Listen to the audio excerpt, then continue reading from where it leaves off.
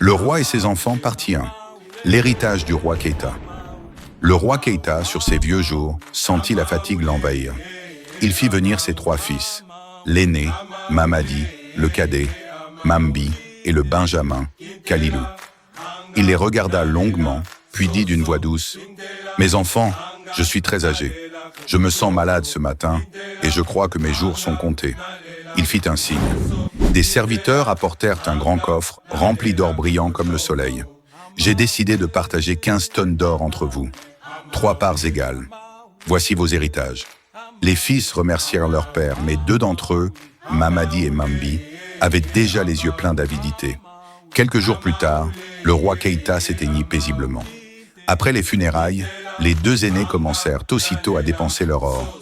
Ils achetèrent des troupeaux, firent construire des cases, offrirent à leurs femmes des bijoux, des étoffes, des parures splendides. Et bientôt, ils passèrent leur journée en festin, en danse et en chant. L'argent coulait à flots. C'était à celui qui ferait la fête la plus bruyante, le tam-tam le plus fort. Pendant ce temps, le plus jeune Kalilou restait discret. Il vivait simplement, sans luxe ni tapage. Un jour, les mères de Mamadi et de Mambi vinrent rendre visite à la mère de Kalilou. Elles se moquèrent d'elle.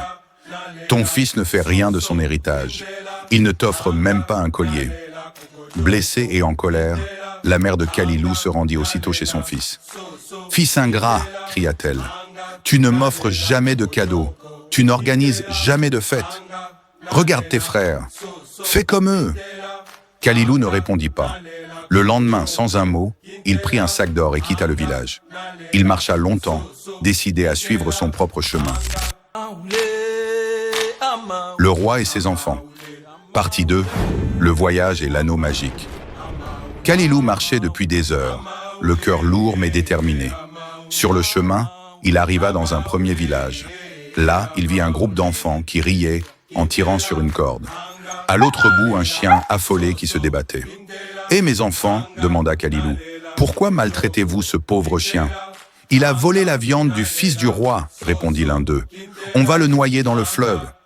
Kalilou regarda l'animal tremblant et son cœur se serra. Ne faites pas cela. Prenez cette poignée d'or et vendez-le-moi.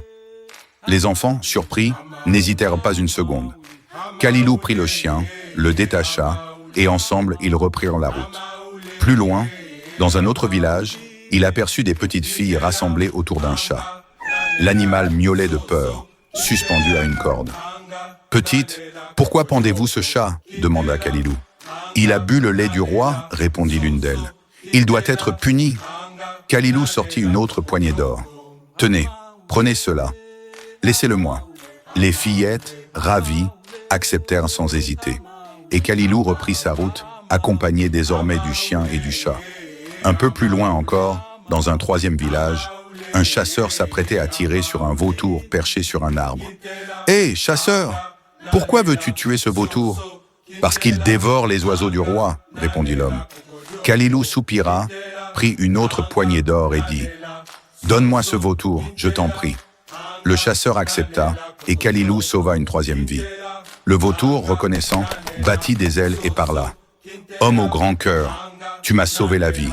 Suis-moi, je vais te conduire chez mon roi. » Ensemble, ils s'envolèrent jusqu'à une vaste grotte dorée, cachée au milieu d'un désert.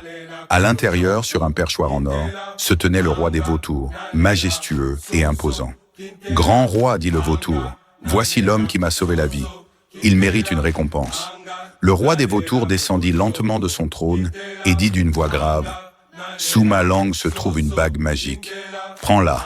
Chaque fois que tu désireras quelque chose, dis-le, et ton vœu sera exaucé. Mais surtout, ne perds jamais cet anneau. » Kalilou prit la bague avec respect, remercia le roi et dit « Je désire rentrer chez moi. » À peine avait-il prononcé ces mots qu'il se retrouva aussitôt dans son village. Sa mère, le voyant, se mit à crier « Enfin, te voilà! Mais tu n'as toujours rien, mon fils.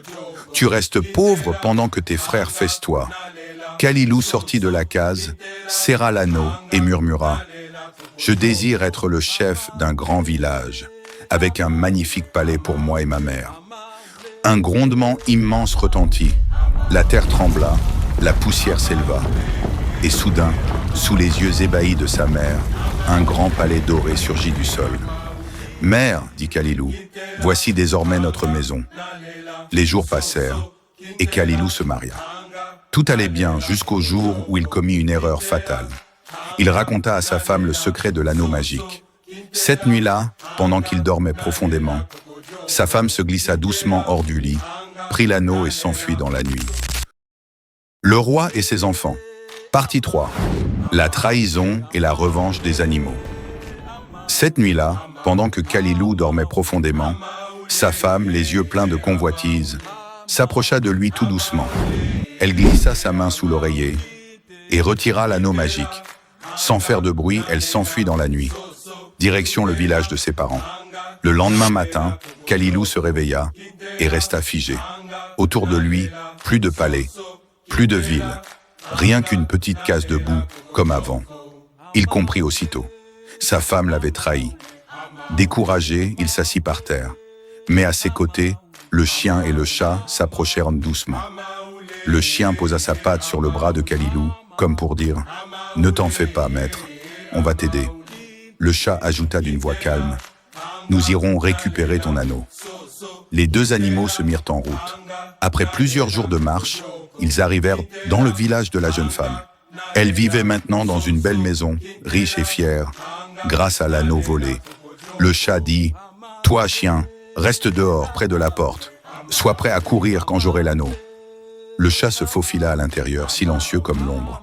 La femme était assise près du feu. En voyant le chat, elle sourit. « Oh, quel joli chat !» Elle le prit dans ses bras, le caressa, le posa sur ses genoux. Le chat ronronna, puis soudain bondit à sa gorge. Effrayée, la femme hurla. Dans sa panique, la bague glissa de sa bouche, car c'est là qu'elle la cachait, et tomba au sol. Le chat la saisit aussitôt entre ses dents, courut vers la porte, sauta sur le dos du chien, et les deux disparurent à toute vitesse. Ils coururent sans s'arrêter jusqu'à retrouver leur maître. Quand Kalilou revit son anneau, il tomba à genoux et pleura de joie. Il remercia ses fidèles compagnons. « Sans vous, mes amis, je serais perdu pour toujours. » Il remit l'anneau à son doigt et dit « Je veux retrouver ma ville, mon palais et ma richesse. » En un instant, tout réapparut. Les murs d'or, les jardins, la musique. Tout revint comme avant. Mais cette fois, Kalilou avait changé. Il avait compris une grande vérité. Faire confiance, c'est bien. Mais un homme doit toujours garder une part de prudence. Savoir faire des réserves pour lui-même et pour sa famille, car la vie peut changer en un instant. Depuis ce jour, Kalilou vécut plus sage, plus prudent et reconnaissant envers ceux qui lui étaient restés fidèles. Et dans le village, on raconte encore l'histoire du roi Keïta et de son fils Kalilou. L'homme qui avait compris que la vraie richesse, c'est la sagesse. Et toi, qu'est-ce que tu retiens de ce conte? Est-ce qu'il faut tout dire à ceux qu'on aime ou garder un peu de prudence? Dis-le-moi en commentaire.